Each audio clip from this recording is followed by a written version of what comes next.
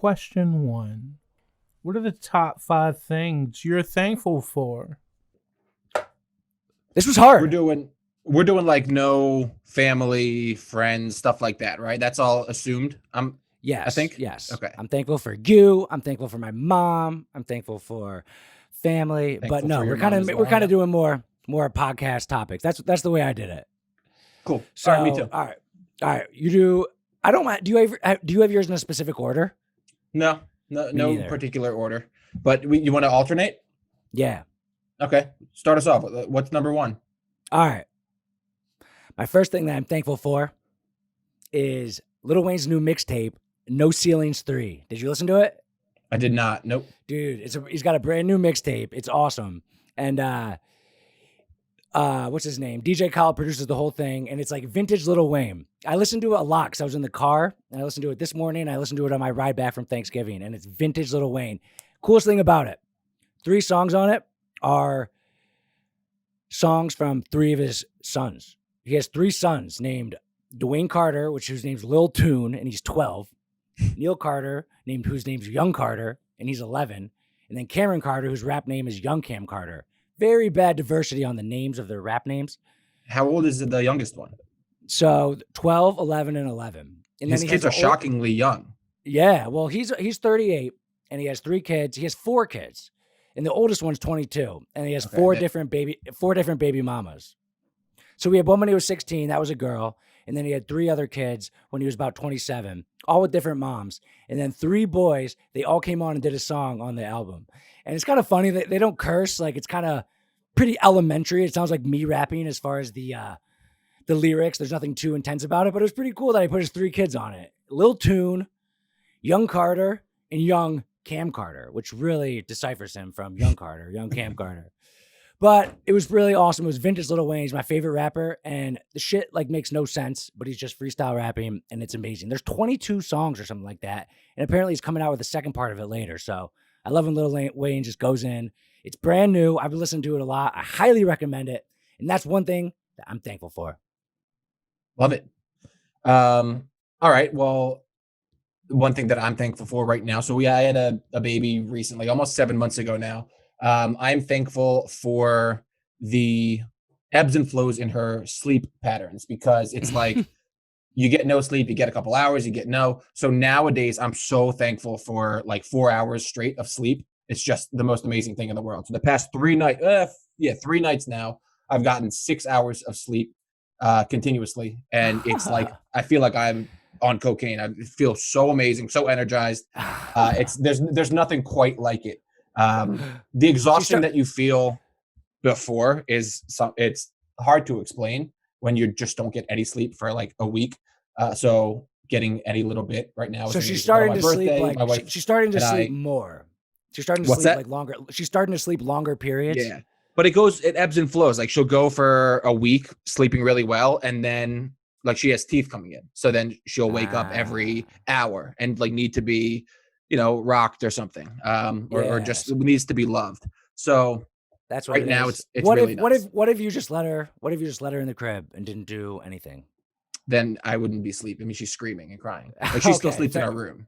Fair enough. So that even if you wanted to be a tough guy, let her sleep, let her tough it out, she would still wake you up because of the noise. It's brutal. Like that's not an option. Selfishly, that wouldn't be an option, because a baby's cry is so annoying, so awful. What if you put her on the roof? That could work. Our roof's on a pretty big slant, so it could work. But it's also been raining. Like that would be just a jerk move. That'd be child abuse. It'd be child abuse. But that's exciting, man. I'm glad to hear you're getting a little more sleep. And do you guys like take turns? In what way? Take turns waking overnight? Up and rocking the baby. Occasionally, like there's some things that I can't do. Like if the baby's hungry, I'm not going to be able to help much. You know what I mean? Like occasionally, if Lauren has to work the next day or something, I'll take all the overnights because I'm working from home. But like if she's hungry, Lauren's got to nurse her. But if it's something else, then it's me. Okay. All right. Well, I'm happy you're getting more sleep. Thanks, man. All right. My next one, and we said that if any of these top 5 of ours are the same, we have to come up with another one. So I'm going with this one early because I don't think you'll have any of the other ones of mine. But this one is just, come on, this is a basic one. And we talked about things before that if they didn't exist, how crazy it would be. The internet, right? So the internet. That was number one off the board. It's off the board for you? Nice. I'm glad Number I took one, it yeah. early. So, like, all right, I have a couple of reasons. My business, like I can check my sales online and I'm able to sell products to anyone across the country at any point in time while I'm sleeping. Amazing. And if the internet didn't exist, I'd just be like, oh, that's fine. Like I would know nothing else. The fact that it exists, we take for granted, and it's so incredible. This podcast, imagine if we wanted to do a podcast 15, 20 years ago. We would have needed a radio to host us. And then we would have had to get permission from the radio station, which never would have got.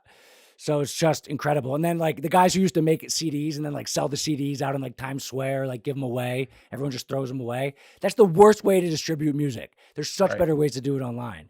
Online banking, Venmo. So many people in the past used to be like, yeah, I'll pay it back. I'll pay it back later. Well, can you just take 2 clicks and do it right now? Online banking is amazing. I love it so much. And then maps, navigation. I remember when I first started driving, I would print out directions from MapQuest. Got lost every single time. It wasn't even when we first started, dude. I remember we were in college. We would go to a concert at like Festival Pier in Philadelphia, and we'd have to. I remember me and you were scrambling once right before we left because your printer wasn't working. We had to print out MapQuest direct, and this was like 7 years. It wasn't that long ago. Yeah, it's so confusing. Directions are so confusing. Like a lot of times, even with the GPS, I'll have to like turn around and shit like that. Imagine if you missed a turn with the paper directions, all the paper directions go out the window. So it's been a long time since I've had to stop at the gas station and ask someone for directions. And the other thing is I feel like one of my uncles, his best thing was giving directions, and he lost a lot of his value because 10 minutes before you leave, he'd be telling you for 10 minutes, all right, you go down this road, you go down this road. And I noticed that a lot of adults, they still do that. They still like give directions, even though you're like, all right, yeah, thanks. I think I got it. And then the other thing that I have is, do you have any remotes on your TV at home? I usually use like my phone, but I have 0 remotes. One of them that needs a remote. Yeah. Chromecast. Chromecast is amazing. Apple TV. Yeah. Yeah. My favorite thing about Chromecast specifically is like, if I'll be watching something, I throw it up while I'm eating. Say I'm home alone. I'm eating dinner at the table. I watch it on the TV. Then I go upstairs to take a shower. I just swing it right back to my phone and I pick up right where I left off. Imagine how I used to watch Family Guy before bed at 11 p.m. because that's when it aired. And I had to be there at 11, like, or else I missed it. Like, imagine a TV show airing that you have Thursday night, 8 p.m., and you miss it otherwise. Just for all those reasons, the internet is so crazy. I can't believe that it exists. It doesn't make any sense. What is it? We existed during two things. I'll come back to that, but it's amazing that we were alive and aware before and after, because I think that whatever it's going to be known as technical revolution, internet, whatever it is, age of the internet is a much more impactful like transformation than like say the industrial revolution or the printing press. In the history Those have always been learned as like the most instrument. I mean, it doesn't even hold a candle to this. Yeah, there was the printing press in the 1500s, and then there was the industrial revolution in like the 1900s. And this blows it out of the water. Way bigger. This is way bigger than all that. Way bigger. Also, you said, what is the internet? I've had it explained to me 1,000 times. I'm convinced nobody knows because it's always, it's information traveling, through wires or the fiber optic. But what do you mean? Like, I know it's traveling through fiber optic cable, but what does that mean? Dude, like today, the power went out for a second at my building because we had too much stuff plugged in and my internet was down. I turned it back on. Like, if someone told me that my website would be down while that was down, that would make sense. But meanwhile, people were still shopping on the site because their internet wasn't down. Right. But how does even an email? How does it work? How does it work? I don't know. Like I understand bigger conversation. I understand like a website server and like, but like how do you turn information into like a wave, something that's invisible and then send it elsewhere? It just doesn't. I don't get it. Even telephones, to be honest, but that's a little bit easier. Anyway, that's a great one. It was number one on my board. I think it's 1-1. That's chalk, as they say. Yeah, and just thank God or whoever's up there, Allah, whoever. Thank you for the internet. It's amazing. I love it. My life would not be the same without it. We are so blessed to live in this time. Yep. All right, I took one off the board for you. Yeah, that was a big one. I'll say I'm thankful for seasons, like the 4 different seasons in the year. So it always works out. And granted, it's only 3 months or 4 months of each, but I'm always ready for the next one. Like and towards the end of summer, I'm always like, fuck this. This is just hot and humid and brutal. I can't go outside. I'm ready for fall. And then fall comes and you get excited and it's Halloween and you're doing all these fall activities and you're like, oh, I can't wait for Christmas. And then Christmas comes. And as you're winding down from Christmas, you're like, it's cold, it's rainy, it's snowy, it's gray. It's always dark. I'm ready for spring and summer or spring and flowers. And then spring comes, you're ready for summer. And it's just a constant, you're constantly looking forward to what's next. While, I mean, I think each season has like 2 weeks of enjoying what that season has to offer. And then it's on to the next one. But, if I lived in San Diego, while it's 80 and sunny every single day, that's wonderful for sure. But you don't get I couldn't get into the Christmas spirit. I wouldn't be able to enjoy like Halloween and the fall time. I love fall. I've been on this platform for a while that I look best in like a hoodie and jeans and preferably a backpack on. So winter and fall are definitely, 1 and 2 in my book. But I just love that you're always changing, always ready for something else. You can wear new clothes. It's exciting. Yeah. You can buy new clothes for the next season. So that's a big one for me. In college, we used to talk about all the time how cool we looked in backpacks. For sure. It's I so wish cool. I could carry a backpack. I mean, I would. Dude, 1 strap, 2 straps, and like you got something to do. You're kind of like walking around. You're busy because you have a backpack on. You feel cool. You feel productive. And it's practical too. You can carry a bunch of stuff. You carry a bunch of stuff. Yeah, and it looks good too. When it comes to weather, I say fuck the seasons. I am a snob for perfect weather. But when it comes to the attitudes, the holidays, I absolutely love that. For me, the seasons have changed because in my business, early August is fall. That's when we start selling all the fall stuff. Christmas is about over for me right now. Like Christmas is coming to an end because I'm always like a little season ahead with what I'm selling, but I get to push the vibes of those seasons. So I love them too in that sense. That's a good one. And since I moved to Charleston, I grew up in Syracuse, New York, the snowiest city in the country. Top 3 on every list I've ever seen. I hate the snow. I lived in Philly. I hate the snow. I love the constant weather here. I was wearing shorts yesterday. You like skiing? I love skiing, yeah. See, like I wouldn't want to wear right now. Like I go outside and it's a crisp morning, and I have my coffee, and I'm walking around with a baby in the stroller, and I got a sweatshirt on, and you can see my breath. Like you can't beat it. How do you get into football if it's 75 every day? I mean, not for me. But what about when you can't go outside because it's so cold? You really turn into an icicle in like 2 seconds. Well, first of all, like that's what I hate. Just don't be a pussy. You can do it. You know what I mean? Just like build some character and go outside because it's cold. It's not going to kill you. Second of all, it makes you appreciate the really nice days so much more. You never take it for granted. Think about the first like shorts and short sleeve day of the spring when you can go outside and just hang out. I don't have a couple beers or whatever. I don't have that now, but I still appreciate it. Right. When it comes to these 5 thankful things, I got to say, I'm one of the most thankful people in the world. I appreciate every little ththing. So I still appreciate it because I used to live there. Maybe in a few years it'll wear off and I'll be like, I need some snow. But, oh God, I just remember being in Manayunk on a hill trying to parallel park an icy car, going to the gym at 6 a.m, freezing cold. It was torture. And that's when I decided to move, and I don't regret it so far, 5 years in. But that's a good one. I like the seasons. All right. My next one is a stretch as far as something I'm thankful for, but it's just something I wanted to talk about. So I'll say that I'm thankful for the history of America, but I have one specific thing that I just wanted to talk about, and I wanted to bring it into this conversation. All right. Do you know the Oklahoma Sooners, right? Do you know why they're called the Sooners? No. Yes. I'm glad you don't know this. All right. This is why they're called the Oklahoma Sooners. This is my favorite piece of American history, and I'm thankful for it because it's so cool. All right, so westward expansion. Wait. I think I know, actually, but I'll let you go. Is this where it's like, all right, everyone, 3, 2, 1, go? Yeah, yes.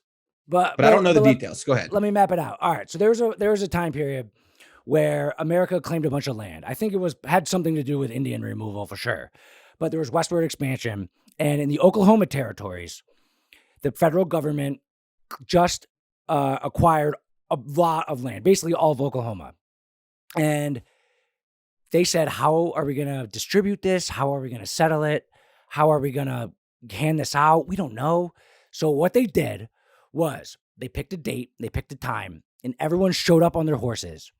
And the federal government did this. They said, on your mark, get set, go. And everyone ran out and just started claiming land. They're like, this is my land. This is my land. This is my land. Imagine how wild and exciting that is. So that's nuts. Now, some smart people the night before snuck out. They snuck out and they crept behind trees and they planned it out and they plotted their land before everyone else ran out. So they got the best land. And then when everyone ran out, they're like, oh, hey, and they're just like, this is my land. And guess what they call those people? Sooners, because they were there sooner than everyone else. So that is why the Oklahoma Sooners are called the Sooners. They're named after the people who broke the fucking rules and went out way before and got the best pieces of land, cheated. Something to be very proud of, Oklahoma. Your mascot's a bunch of cheaters. But dude, how exciting would that be? Like, you have this adventurous attitude. I'm someone who's moved a lot, and they say, all right, everyone go claim your land. And they just go. And I don't know how they had like lines. Right, that's what I was going to say. I think they just like you figure it probably works itself out over time, right? Like, do you want to live near a bunch of people? Then maybe like, I don't know. But I know that within like 14 days, there was like banks set up. There was like businesses started to set up. And it's like a very American thing because just all started to come together and communities were born. And the people who didn't want to be near communities, they went out to a land that was further away. And eventually I think one of the first businesses that was started was what's that thing where they come make like lines in your land? There's a word. Surveyors or whatever. Yeah, surveyor. Yeah, so surveyors was one of the first entrepreneurial professions there because they started mapping it out. But that's my favorite story in American history, the Oklahoma Land Rush, and everyone knows the Oklahoma Sooners, and that's how they got their name. Who was entitled to this? Like, could anyone just show up and say everyone who wants land? I mean, obviously back then you probably have to be like a white guy. But is it any white guy could just do it? I think there was a small fee. There was a small fee to be able to sign up to be a part of it. But it was a small fee. I was thinking about surveyors. Like, there was somebody in my neighborhood who there was a dispute on like whose fence was in whose yard or whatever. And this guy was pissed because a fence he thought was over his property line. So they called and got a surveyor out, and it turns out he ended up losing like a considerable amount of his property. But how do these surveyors work? Who like on whose authority is the surveyor operating? I think the community, the government has a little map with like lines in it.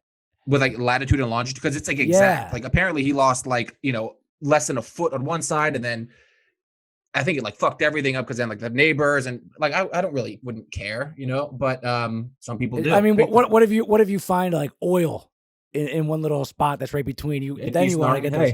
You never know, I guess. I don't know. If I found oil in my backyard, like that's a big to do. I don't want to clean that up. Like I know I can get rich off it, but like you hire people and shit like that. You sell your house, you raise the property of your or raise the value of your property right there. Right. But yeah, surveyors are weird, but there are lines. There are like lines drawn, and that's crazy that they have them. Yeah. And I wonder if like some document like is really unclear, so the surveyor just comes out and acts confident. This is it right here, because you can't really like debate him, I guess. Right, exactly. That's what I mean. Like who's to say this guy's not in the neighbor's pocket? You know what I mean? Yeah. But that sucks for your neighbor, by the way. Yeah. Well, he's kind of an asshole. He was like making a big stink because he thought that the guy's fence was over his property line, and he turns out he was.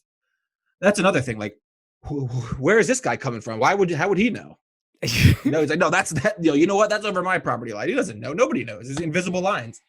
I think a lot of people are bored. A lot of people are bored. They like a little controversy in their life. Ooh, all right. Well, that kind of leads me. I have a list.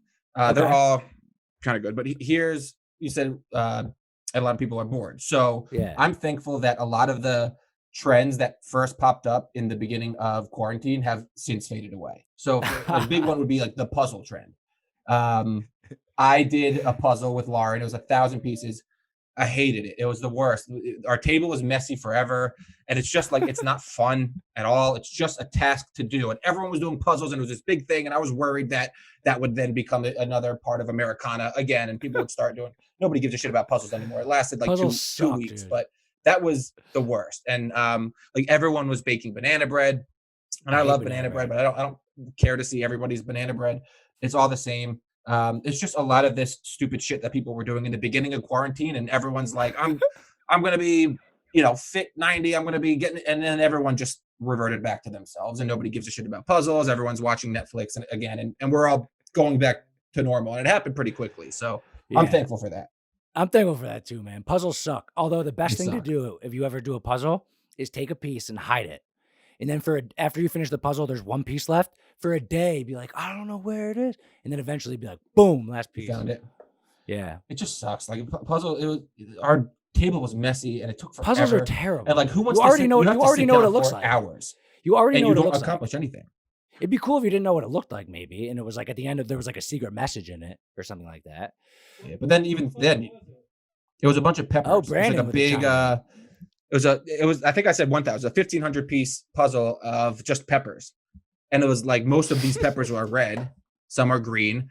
So we didn't know what to do. Like, do we separate the peppers pieces into color? And we started to do that, and it took like after 30 minutes, I had sorted 20% of the pieces, and I was like, "Fuck this! I don't want to keep doing this." And we got the edge out because that's easy. And then, 9 hours of work later, we finished it, and there's no fanfare, there's no party, nobody cares. It's just, oh, now what do we do? I guess we'll put it away. So yeah, puzzles. I agree, puzzles suck. And the baking bread thing was so specific that I thought it was weird. I think because and I did it. Like, I'm not saying that I was better than them. I did a puzzle and I baked banana bread because our bananas went bad. But I hate banana bread, dude. I love you bread. hate banana bread. I like cinnamon. Bread. I like cinnamon raisin bread. I like all kinds of breads, but no, dude, banana bread. You probably just never had good banana bread. I don't like bananas that much. When I used to have runts as a kid, I would take out all the banana. I would take out all the banana runs and give them to my brother. I think artificial banana flavor is among the worst. Oh, I love candy. Banana is really bad. I think peach is usually pretty bad too. Grape is good, but it doesn't taste like grapes. Yeah. Then there's like mango. Candies. Mango can be like anything. I mean, yeah. There's mango flavored things go across the spectrum. Yep. But yeah, okay, that's a good one. Stupid ass quarantine trends that became trendy and now they're going away, and you're thankful that they're going away. Same, yo. Same. All right. My next one is I'm thankful for a laugh that I had this weekend. I had a good laugh. And I don't mean to be insensitive, but I was watching college football. Actually, I wasn't watching college football. I was watching something else on my car ride home from Thanksgiving on Saturday, and I got a buzz from ESPN. And it said, Vanderbilt girl kicker Sarah Fuller, first girl kicker ever to kick off for a Big Five conference. So I was like, oh, that's interesting. It got my attention right away. Great headline. You watched the kick, didn't you? I watched the kick. And the build-up from the announcers. The squib. Yeah, the build-up from the announcers was like, this is epic moment in history, blah, blah, blah. And I was like, all right. Like, first of all, I thought football was for boys, whatever. She was a goalkeeper for the soccer team. And her opportunity came because of the Vanderbilt specialists were in quarantine due to COVID-19. So it was an option for them. And they let her do it. And the kick sucked. It looked like, did you see the kick? Yeah, I think it was an intentional squib kick, though. Dude, I mean, it wasn't a squib kick because it went like 30 yards in the air. It looked like if I kicked it or like it in the buildup. And then they're like a moment in history. Here it goes. I mean, it is. I think to be the first to do anything is fucking awesome. There was actually 2 other girls that kicked in college football. I looked it up, but not in the Power 5 conference. Not in a big conference, right? The funny thing is they got blown out, and I looked at the stats. She didn't kick any field goals, and they had another person that did punts, and they punted like 40 times because they were terrible. I wanted to see if she had more opportunities, but the build up, and then the announcers just like went quiet after the kick. Mm-hmm. It was such a bad kick, dude. It was such a weak-legged kick. And I mean, I don't know, like maybe she was trying to avoid a return because she can't cover a kick. Seriously. That's such a hater. You don't think she kicked as far as she could? No, I don't. What? Yeah, I think it was if she's the goalie, I think it was. I don't think, and even if it was, that's such a hater take. Especially coming from somebody like you who's like, I love American history. This is like the first person to do it. That's pretty fucking My point was, it was kind of like a cheap laugh. It was like, it was a cheap laugh. I was like, when I saw it, the highlight, I was certainly expecting something else. But then the more I watched it, I was like, this has to have been an intentionally placed kick. If she's the goalie, goalies are the ones that are like booting. Okay, booting. So it was like 17-0, and it was the second half kickoff. Right. Because Why she would can't she- cover why a would- kick, I'm saying. Doesn't play football, so they're returning So it she had the against- one chance. She had play like a girl on her helmet. She had the one chance to boot it just as good as a guy. But just because she didn't want to cover the kick, even though there's 10 other professional guys out there, she shorted it. I don't think so. Yeah. I just think that she Haterade. can't kick that far. Hate. But I don't know. I thought it was funny. I thought you would laugh at. I thought you would laugh at this. I wanted to see her kick a Go field ahead, goal. Brandon. Are you allowed to like hit her butt after she like did a good play? Brandon. Well, I would say probably not. Yeah, probably not. It depends. No, I was kidding. No, I mean, the kick was not a great kick, but I honestly thought it was intentional. If it wasn't intentional, then it's. I didn't even consider the fact that it was intentional. That's why I just had a little giggle. And I guess I'm being rude. I'm trying to be a little funny, but also the build up, the monumental moment, the excitement, and then just a shitty kick. And then like the announcers were quiet and like the crowd was quiet and like it just all right. A monumental It's also, like, moment. They should have saved it for when fans could be back. I mean, Like yeah. nobody was there to see it. I guess it's probably best if that's what she ended up with. I don't think you're being rude. I just thought that it was like I thought that if anyone to appreciate it would be you because you're so. I mean, such I a hard appreciate it. That's why I was so interested in the headline of it. Yeah. Now, But, you know, I mean, now, was, what if? if now, that what was- if? if she was trying to boot it, if she was trying to get a touchback, bad luck. That's dude. It was this. I mean, in regular strategy of football, in the second half kickoff, you want to put it back in the end zone so the other team starts around their 20 or 25. You don't want the team Right. to start at the 40. That's just Right. bad start to the second half. She absolutely tried to kick as hard as she could. I don't know if she flubbed it or if that's as far as she can kick. But either way, Right. that's funny. What would be better? Um, I guess the flub. I hope. I mean, that's not good either. A flub kick for like the one monumental moment. But here would be something else that would be funny. You mentioned she didn't want to cover it. What if like the guy broke She got through blown up. and got like? Can girls play football? I mean, What do you mean? Like physically? like are the rules? I mean, obviously the rules allow it. They just can't like physically. They're not big enough. Like strong if enough, if you know what I mean? if one of the guys on special teams would have just laid her out on a block, he probably wouldn't have. But it wouldn't have been illegal, obviously. No, Yeah. definitely not. There used to be girl like I played high school hockey, and they would occasionally there would be a girl, and I never treated them any like differently. I mean, I wouldn't like take a liberty, but right, what, you know, not play like wouldn't that be insulting to not like right. try to It would body be him? I insulting. don't It know. would be insulting to treat him any differently, I would think. But I just thought it was a giggle because the build up, the excitement, the monumental moment, and then the flub kick, and it was just like, oh. So I was thankful for the giggle, and I thought that was a cool topic. So The announcers, I mean, that was a funny aspect too. Was the announcers just Yeah, like yeah. fell silent? Yeah, They had nothing to say. Well, okay. Oh, really? for letting a girl play, Well, he just saw. They're like the worst team in FBC. was that Wake Forest? No. Missouri. Vandy, Oh no, that's Vanderbilt. Vanderbilt. So he played the girl and then he got fired. That's sexist. Made history.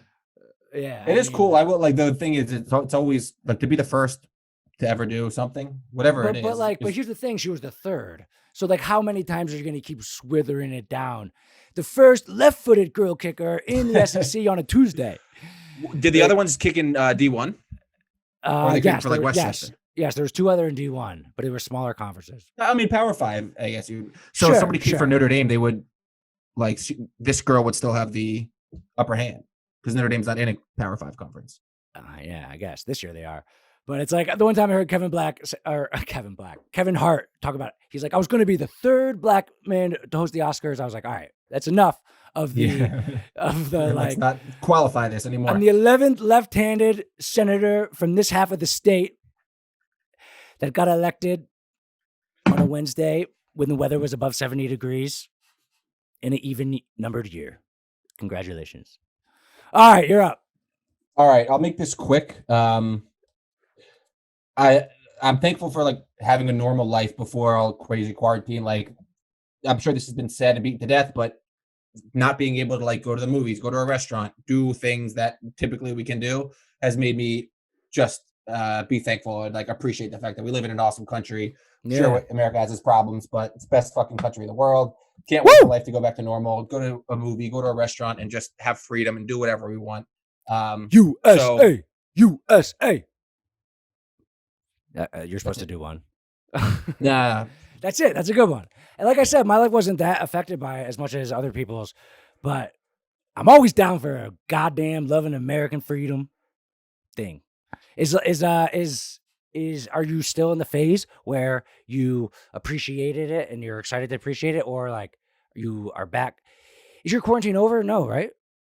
Mine personally, or like have you gone PA? to you personally, have you gone to like a restaurant? I guess you personally I haven't relates to eaten at a PA. restaurant. That's the takeout. Really? I haven't eaten at a restaurant.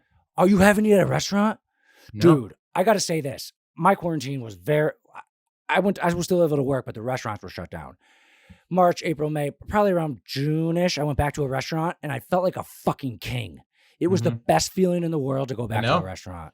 It was incredible. It was amazing. It's hard for us because like we're not going to bring the baby, and like we have to bring the baby. So you haven't sat down and got weighed in and got a draft beer and ordered appetizers It's like since I think March. Valentine's Day was the last time. Oh my God, dude, you are gonna fucking love it when it comes back. I know, that's what I mean. I did not understand how much I love that feeling until I had it.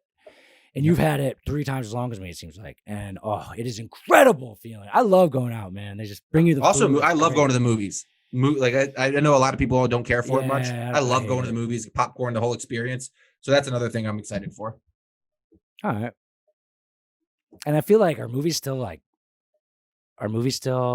there's so many great movies released like straight to DVD, and it's like I don't know. I know. know. You know what I mean, not DVD. Yeah.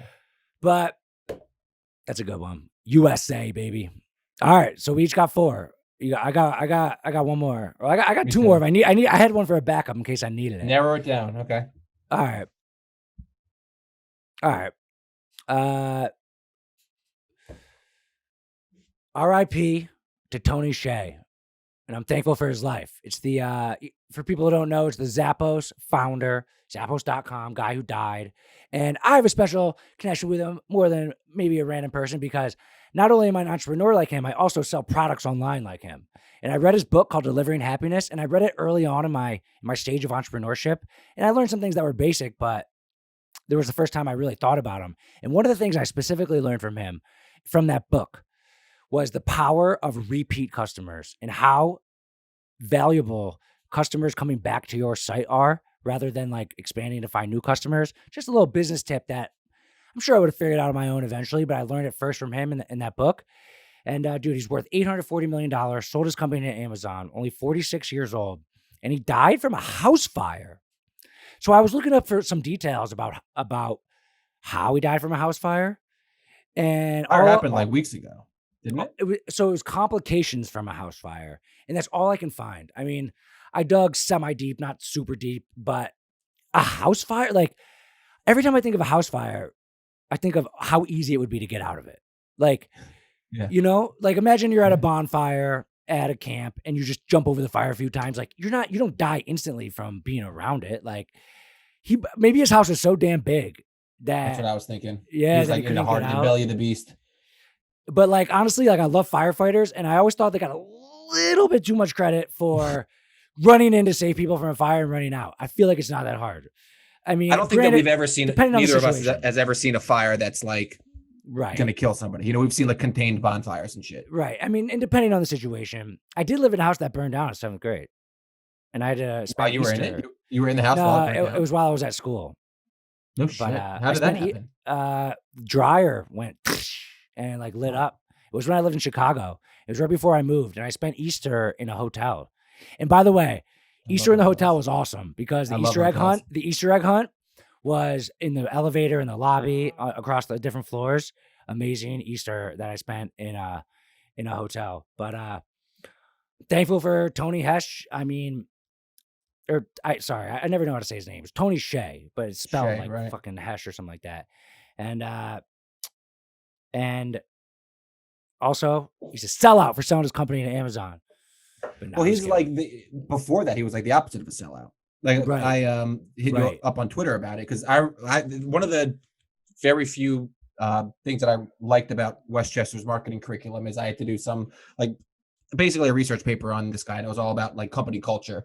and how he went about building it by like just being a man of the Yes. people, sitting in a Yes. cube in the middle of the floor. Like he made like he made like 80K or something, and Yeah. took like a really modest salary, and people loved him. And he had, I mean, it was one of the first companies that started like really putting a lot of energy and investment company into like culture. company culture, making Yeah. sure you're giving And back to actually, I employees and actually they're happy. remember reading that book. And dude, employees being happy is very important. I mean, there's only so much you can do, like depending on what the job is. I mean, I have a lot of like okay jobs that I give, but I always try to make sure they're happy in the simplest ways that I can. I mean, there's only so much I can do, but I learned that from him.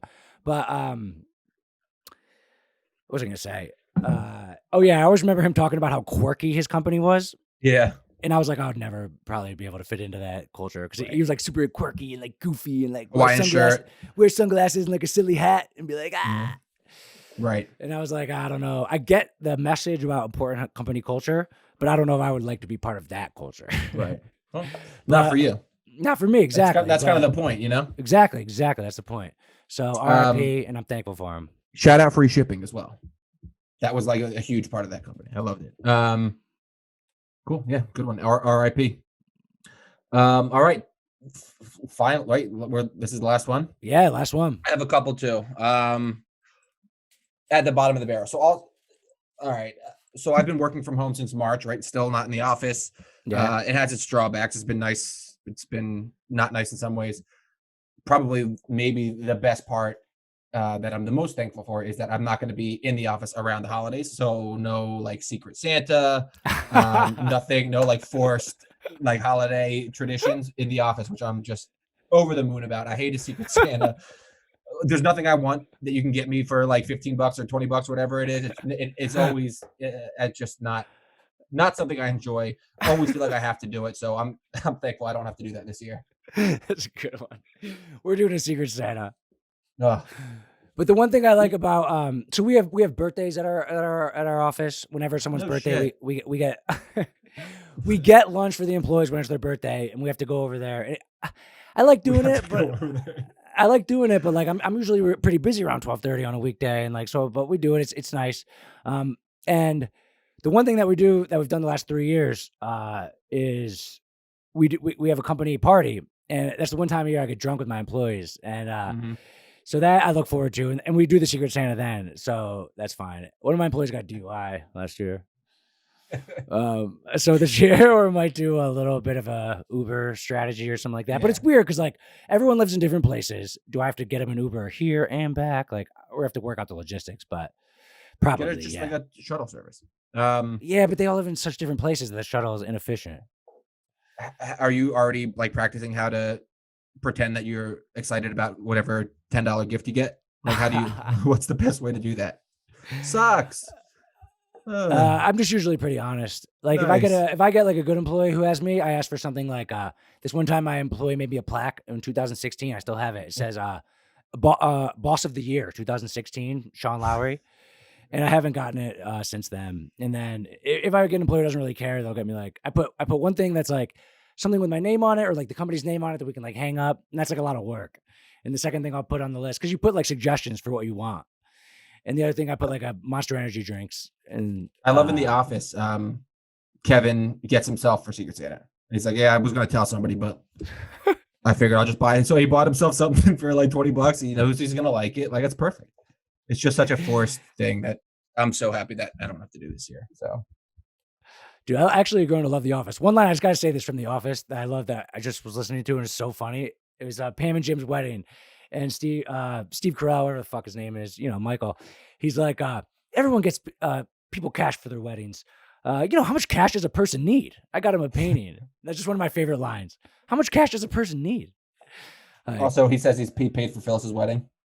Because he's his boss. Technically, I've been signing her check, so I've been paying for her. My favorite part about his character is how he's so bad with money and poor. It's so funny. All right, I won't get too far off topic, but those are things we're thankful for, and goddamn, and a lot more, and a whole lot more. I'm just so thankful for everything in the world, and that is a good way to be. Being thankful for everything is just a great personality trait, and I suggest everybody be thankful for everything. All right. That's a good one. Brandon, next question. Have you ever heard a better podcast in your entire life Take that, Joe Rogan. Best podcast you've ever heard. Get more podcasts right here and subscribe to the show too while you're at it. Thanks for watching. I really appreciate you. Honestly, I love you.